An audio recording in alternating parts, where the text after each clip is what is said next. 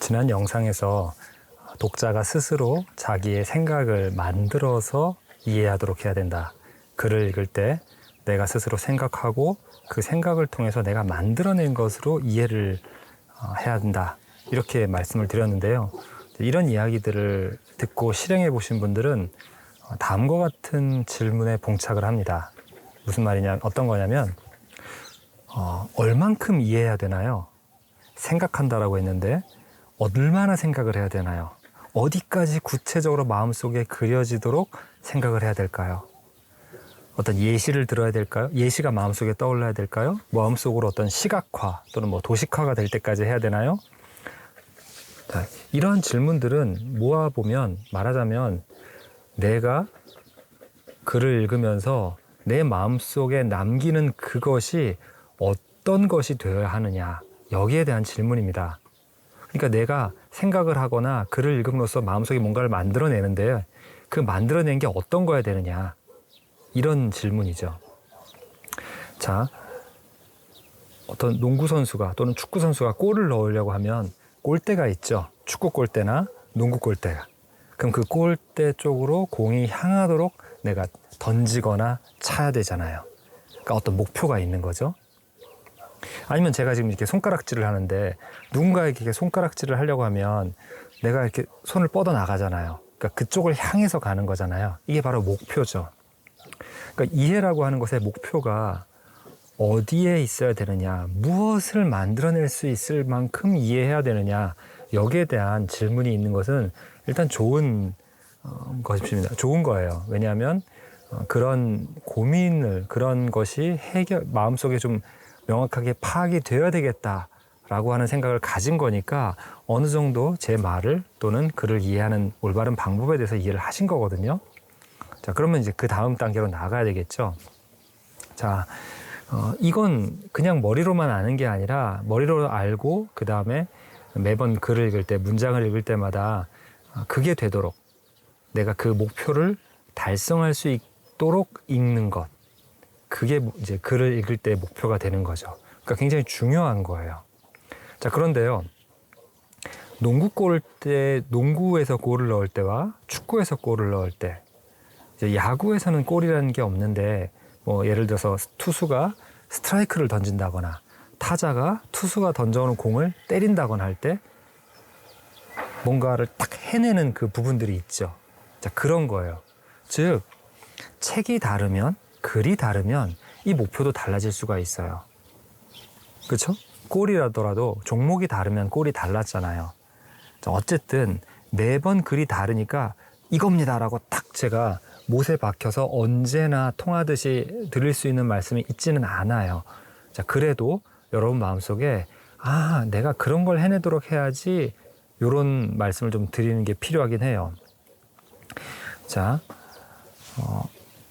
글을 가지고서 이 문장을 이해하는 것은 이렇습니다라고 설명을 드리면 굉장히 구체적인 설명이 되겠습니다만, 여러분이 제가 설명한 예로 들은 그 문장이나 그 글을 이해하는 게 목적이 아니라 여러분이 읽는 글은 다른 글이고 또 그 글이 딱 하나의 글만 있는 것이 아니라 굉장히 많잖아요.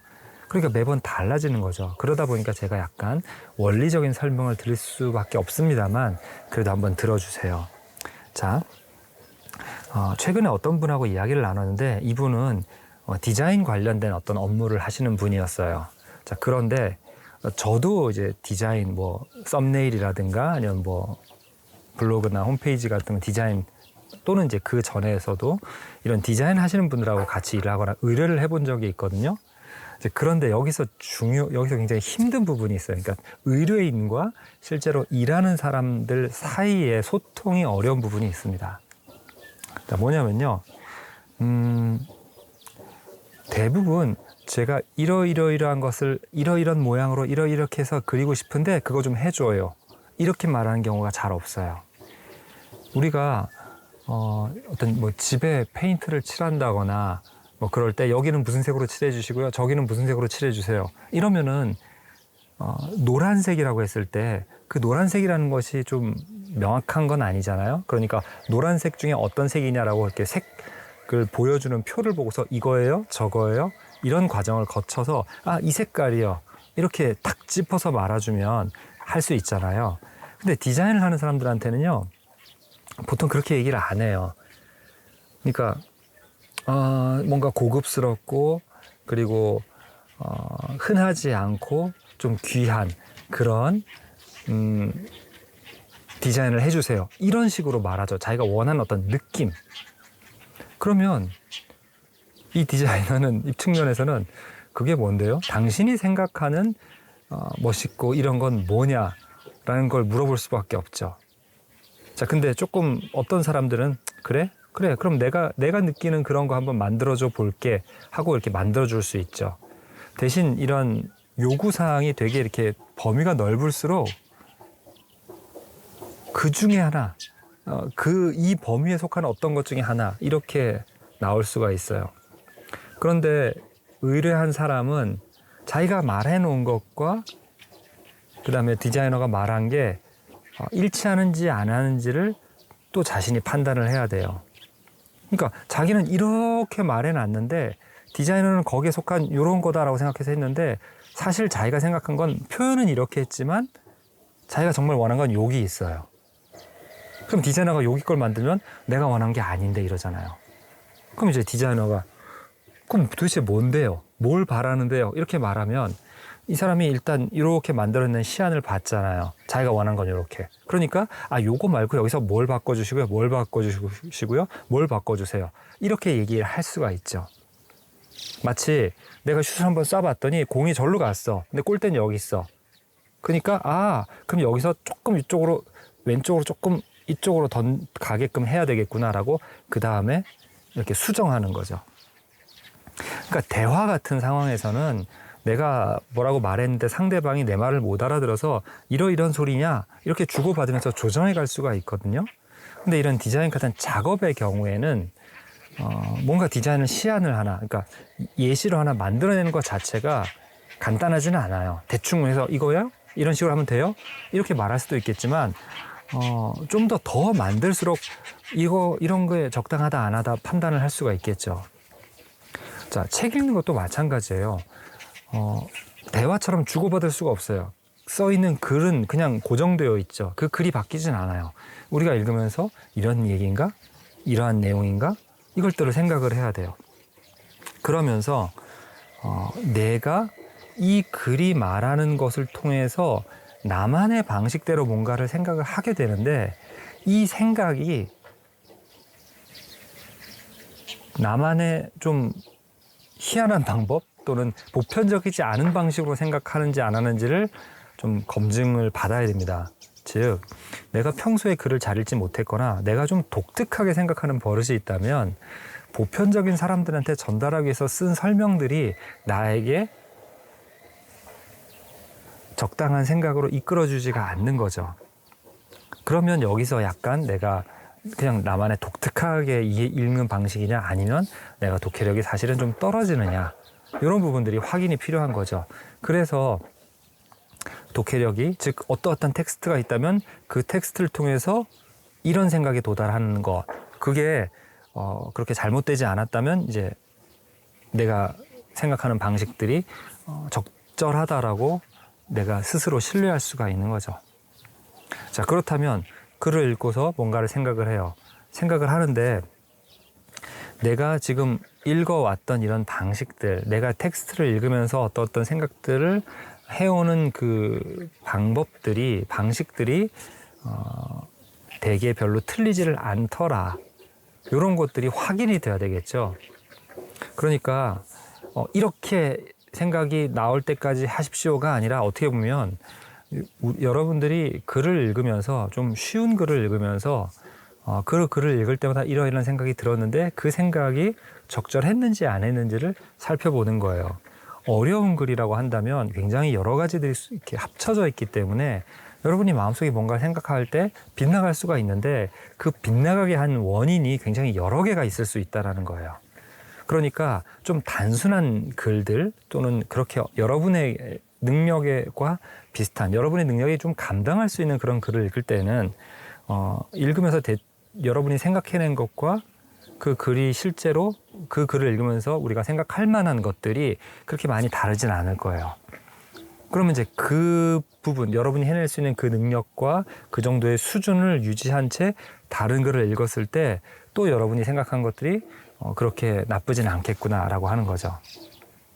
자, 그러면서 그렇게 어렵지 않은 글을 읽을 때 여러분 마음속에 이렇게 읽었더니, 그리고 이렇게 읽어서 내가 무엇을 만들어냈는데 그게 그렇게 틀리지는 않았었어. 그러니까 그 정도의 마음속의 상을 그려낼 수 있도록 해봐야 되겠다, 이런 거죠.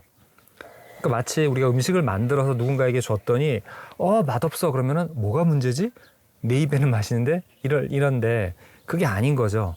조금씩 음식 요리를 바꿔보면서 해줬더니 맛있구나. 그러니까 하나의 정답이 있는 게 아니라 내가 누군가에게 음식을 해주는데 그 사람 입맛에 맞추려고 했더니 내가 만들던 대로 만드는 것과는 달리 이런 부분이 좀 달라져야 되겠구나, 이렇게 느끼죠.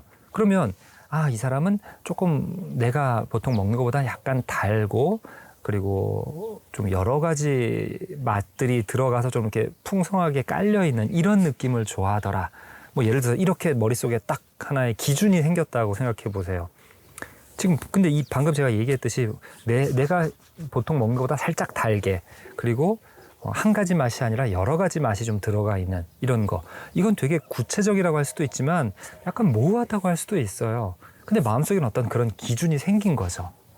그래서 다음번에 음식을 만들 때는 이러한 맛을 가지도록 계속 노력을 한다, 음식을 만든단 말이에요. 그러면 매번 이제 먹는 사람이, 내가 음식을 해주려던 그 사람은 늘 맛있다라고 이야기할 수 있겠죠. 자, 그것처럼 우리가 글을 읽으면서 이렇게 이해하는 거였구나라는 어떤 기준을 자기 나름대로 만들어 가야 되고, 그 기준이라는 게 완전 자기 마음대로가 아니라 그래도 어느 정도는 보편적이기도 하고, 그리고 그 글을 보면서 이 글에는 이러이러한 내용이 있어, 또는 이러이러한 생각을 할 만한 그런 글이야 라고 한 것과 비교했을 때 그렇게 다르지 않아야 된다는 거죠. 그러니까 쉽게 말해서 어떤 글을 읽고 글을 잘 읽는 사람이 여기는 이러이러한 내용이 있다라고 말하거나, 만약에 시험 지문이었다면 이 지문은 이러이러한 내용이 있어요 라고 하는 그것과 여러분이 생각해낸 것과 차이가 없다라는 것. 그렇다면 여러분이 그렇게 읽어오고 마음속에 읽으면서 읽는 동안에 나는 이 글은 이런 내용인 것 같아 라고 생각했던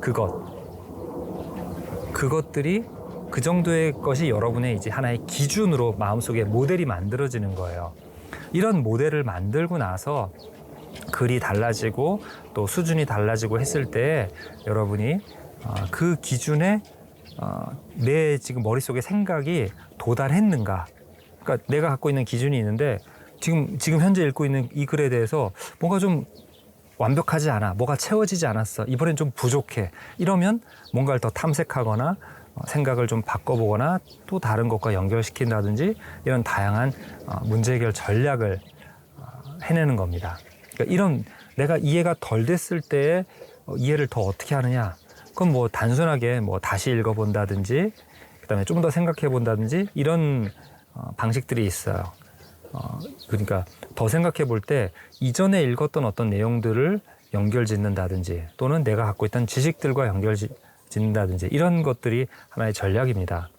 자, 그런데 이전에 읽었던 내용을 떠올릴 수가 없어요. 그러면 이게 안 되겠죠. 그러니까 너무 어렵거나 내가 이전에 읽고 지나간 내용들이 현재 읽고 있는 거랑 이렇게 연결이 안 될 수 있는 생소한 내용들을 서로 연결을 잘 못 시키니까 이렇게 연결이 안 되는 텍스트 가지고서는 이걸 경험해 볼 수가 없고 기준이 안 만들어지는 거예요. 자, 그래서 우리가 보통 글을 읽을 때 너무 어렵지 않은 책으로 시작하라고 얘기하는 사람들이 있고, 또 저도 그렇게 얘기를 했잖아요. 근데 그 이유가 뭐냐면 그냥 읽을 수 있고 포기하지 않을 수 있으니까 이렇게 모호하게 저는 말하지는 않아요.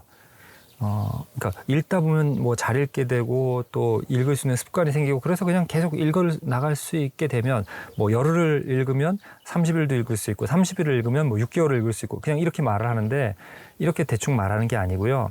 제가 아까 말한 것처럼 우리 마음속에 글을 이해한다라고 하는 그 기준이 생기고, 그 기준에 도달하기 위해서는 어떤 식으로 읽어야 되겠구나라는 게 우리 마음속에 모델링이 되는 거예요. 자, 이런 기준의 하나라고 할 수 있는 게 그 응집성 기준이라고 말하는 그 Standard for Coherence라는 게 있습니다. 이런 것들, 즉 글과 글의 내용들을 이렇게 잘 연결시켜 주는 건데요. 저는 여기서 조금 얘기를 더 해서 그 글 안의 내용끼리만 이제 이렇게 응집하는 것이 아니라 내가 가지고 있는 지식과 이 글의 내용과도 이렇게 응집을 하게 만들어줘야 돼요. 즉, 이 글의 내용이 내가 알고 있는 그 지식과 어떻게 연결되는가. 그런 것들이 다 마음속에 그려져야 됩니다. 자, 그래서 일단은 이제 방법적으로 좀 더 얘기를 해보자면요. 아까 책을 읽을 때, 책을 선택할 때 잘 읽기 위해서는 또는 재미있게 독서를 계속 해나가기 위해서는 내가 읽을 수 있을 만한 그 정도 수준의 쉬운, 만만한 그 책에서부터 시작해서 점점 높여가야 된다 이렇게 얘기를 하는데요. 텍스트의 난이도를 주는 건 그냥 어렵다, 쉽다 여기만 있지는 않아요. 그러니까 읽는다라고 하는 것은요. 그냥 책의 수준 이것만 있는 게 아니죠. 일단은 상대적인 거예요. 그러니까 이 책은 그냥 세상 사람들이 보기에 어려운 책이냐 이게 아니라 나에게 어렵냐, 즉 나의 어떤 독해 능력이 있고요. 그리고 책의 수준이라는 게 있어요. 그럼 이제 이렇게 되면 비슷비슷하면 쉽죠. 내가 굉장히 잘 읽는 독자라면 어려운 책, 소위 말하는 어려운 책이나 이런 것들도 쉽죠.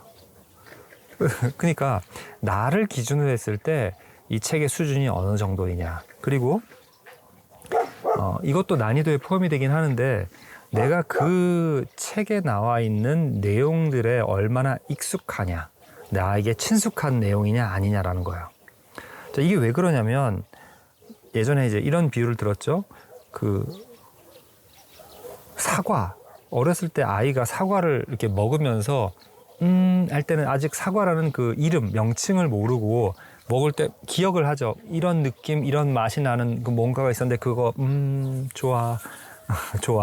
좋아라고 이렇게 했는데 그것을 사과라고 얘기를 하는 거예요. 그러면 사과, 이게 사과구나 이렇게 느끼는 거죠. 그래서 사과 하면서 뭘 주려고 하시면 그때 그 맛하면서 막 입에 침이 흐르고 그럴 거예요.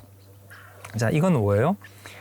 사과라고 하는 언어와 그 사과가 지시하는 어떤 대상이라는 게 있죠. 그러니까 그래서 뭔가를 얘기할 때 이 글은 그것이 추상적이든 아니면 구체적인 어떤 사물이든 또는 어떤 사건이든 그 말하려는 뭔가가 있잖아요. 그러니까 우리가 읽으면서 우리가 뭔가를 모르는, 그것에 대해서 모르는 상태에서 그 글을 읽으면 그런 게 있나 보다라고 상상하거나 추측을 해야 되지만 아는 것에 대한 얘기는 이거 그거 얘기잖아 이렇게 되는 거죠. 그래서 내가 아는 것에 대해서 조금 모르는 부분들이거나 좀 새롭게 이야기를 한다면 우리가 읽으면서 그런 것들을 잘 이해할 수가 있어요. 그러니까 그 내용의 친숙도에 따라서 달라진다는 거죠. 흔히 우리가 아까 그냥 텍스트 난이도라고 하면 단어의 수준이 얼마나 있느냐, 단어 얼마나 복잡하냐 이런 것들인데 그것도 당연히 내가 얼마나 해낼 수 있느냐에 따라 달려 있고 내용 친숙도도 역시 내가 친숙하냐 아니냐라는 거예요. 그러니까 남들이 보기에 굉장히 쉬운 글인데 나는 그쪽 분야에 대해서 전혀 아는 게 없어요. 그러면 이해하기가 힘들죠. 말은 어렵지 않은데 그 말을 읽어도 마음속에 적절하게 뭔가를 생각할 수가 없는 거예요. 자, 그러니까 그런 것들은 읽어도 마음속에 그려지는 게 없죠. 그러니까 그럴 때는 비록 텍스트는 쉽지만 그 텍스트에서 텍스트가 말하고 있는 어떤 내용들이 나의 경험과 내가 알고 있는 것과 굉장히 동떨어져 있다면 그때는 이걸 이해하기 위해서 많이 생각하게 되고, 그리고 텍스트를 해석하는 그쪽의 능력보다는 이게 이러이러한 것 아닐까라고 하는 나의 추측에 굉장히 많은 생각을 하게 되죠. 그러니까 읽으면서 무엇이구나, 이건 이런 얘기를 하는 거구나 라고 하는 그 결과물을 만들어내기 위한 작업이 달라진다는 거예요. 난이도에 따라 텍스트 자체가 갖고 있는 난이도에 따라 다르고, 그것이 내가 알고 있는 어떤 지식과 얼마나 동떨어져 있거나 가깝느냐에 따라 달라지고요. 그리고 그 글을 읽으면서 무엇을 하려고 하느냐에 따라 또 달라져요. 그러니까 그냥 신문 기사 같은 거 또는 인터넷에서 기사를 볼 때 우리는 그것이 별로 이해가 안 돼도 그냥 넘어가긴 하죠. 그냥 이해 안 되면 이해 안 된 대로 넘어가고 이해한 것만 보기도 해요. 물론 이때 이해 못했다라는 사실을 몰라서이기도 하지만 우리가 몰라도 그렇게 심각하게 생각하지 않거든요. 야구 경기 결과를 보면 그냥 몇 대 몇으로 했구나, 또는 내가 좋아하는 어떤 선수가 잘 활약을 했느냐, 아니면은 이제 저 같은 경우는 제가 좋아하는 팀에 지금 그 투수들 중에 선발 투수들이 영 마음에 안 들기 때문에 기록을 딱 보면서 선발 투수가 도대체 얼마나 잘 해냈냐, 다른 선수들이 얼마나 그것을 나중에 보완해주기 위해서 고생을 했느냐, 이런 것들을 봐요. 자, 내가 보려고 하는 것만큼 깊이 보거나 또 얕게 보는 거죠. 그러니까 내가 어려운 글이지만 그 글에서 몇 가지만 추려내려고 했을 때는 눈으로 슥 보다가 여기 있네, 이러니까 어렵고 나에게 생소한 글이지만 그 목적은 충분히 달성을 하니까 글 읽기가 어렵지 않았다라고 느낄 수도 있어요. 그리고 별로 아주 높은 능력이 필요하지 않을 수도 있고요. 근데 쉬운 글이지만 그 글에서 굉장히 깊이 뭔가 생각하거나 여러분 나름의 생각을 많이 만들어내야 되는 그러한 목적을 갖고 있을 때는 또 달라지죠. 그러니까 뭐라고 돼 있는지는 내용은 다 알겠는데 여기서 더 깊이 있게 들어간다든지 뭐 저자가 갖고 있는 어떤 글쓴이의 어떤 특징이라든가 뭔가 좀 예사롭지 않은 다른 걸 읽으려고 하면 그때는 어려울 수 있어요. 그러니까 이런 복합적인 내용들을 모르다 보면 내가 잘 읽던 글인데 언제 왜 잘 안 읽어지지, 이런 생각을 하기도 합니다. 자, 그러니까 우리가 갖고 있는 이해의 기준이라고 하는 것들이 그냥 이렇다라고 딱 고정시킬 수 있는 게 아니라 글에 따라, 글 읽는 상황에 따라, 또 나의 컨디션이라고 할 수 있는 것, 또 글의 목적에 따라 달라집니다. 자, 그러니까 여러분들이 일단은 한번 어떤 방면의 책에서 무엇을 목적으로 어느 정도의 글을 읽으려고 하는지를 이렇게 모아본 다음에 그 글을 여러분이 읽기 위해서 어떤 생각들을 해내야 그 내용들을 잘 파악할 수 있었는지를 한번 관찰을, 분석을 해보세요. 그러니까 여러분이 그 책을 읽으려고 하는데 책이 너무 힘들어, 그러면 이제 이거 가지고 뭔가 해내기는 어렵죠. 다만 다른 사람이 누군가의 도움을 좀 받아서 본인이 느끼고 생각하고 이해한 것들과 그 사람이 말한 걸 좀 비교를 해보는 거죠. 그래서 나보다 좀 더 좋은 생각을 가졌다거나 많은 것들을 파악한 사람이 얘기를 한다면 그걸 이제 내가 다시 한번 답안지를 보고 나서 풀이 과정을 보는 것처럼 그 얘기를 듣고 나서 다시 한번 텍스트를 보는 거예요. 그런 다음에 어떤 생각들을 중간에 했다면 그런 결론에 도달할 수 있을까를 여러분이 한번 뒤쫓아 가보는 거죠. 그러면서 이런 과정을 거쳐서 이런 이해까지 도달할 수 있겠구나, 요런 경험을 좀 여러 번 하시는 게 필요해요. 그래야 여러분들이 요런 글을 읽고 요런 마지막에 그 결론적으로 내 마음속에 남는 것들은 이래야 되겠구나라는 기준이 만들어지는 거예요. 자, 그래서 당연히 이러한 노력들이 단순하게 쉽거나 또는 단순한 원리만 쫓아서 되는 것은 아니에요. 그렇게 제가 말씀을 드려오고 있잖아요.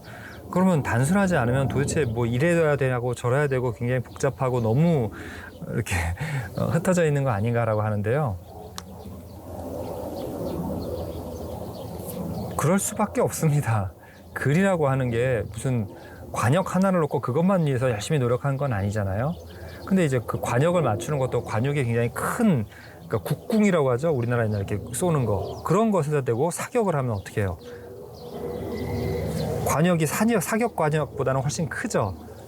그러니까 그 원 어디에나 맞아도 돼. 그러면 좀 쉬울 수 있죠. 하지만 양궁처럼 10점을 맞추기 위해서는 굉장히 노력을 해야 되잖아요. 단순한 동작 같아도 그거 한 발 쏘기가 쉬운 일이 아니잖아요. 자, 그것처럼 책이라는 건 굉장히 다양하고 글도 다양하고 굉장히 많은 분야들, 이런 책 저런 책 많기 때문에 이걸 단순하게 말씀드리기는 어려워요.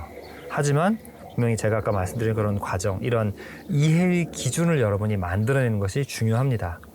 그래서 이해의 기준을 만드시고 그 기준이 기준에 지금 내 머릿속에 그러니까 글을 읽을 때 내 머릿속에 지금 현재 생각되고 있는 그것이 그 이해의 기준에 적절히 부합하고 있는지 아닌지, 그걸 이제 모니터링 할 수 있는 감을 잡으셔야 돼요.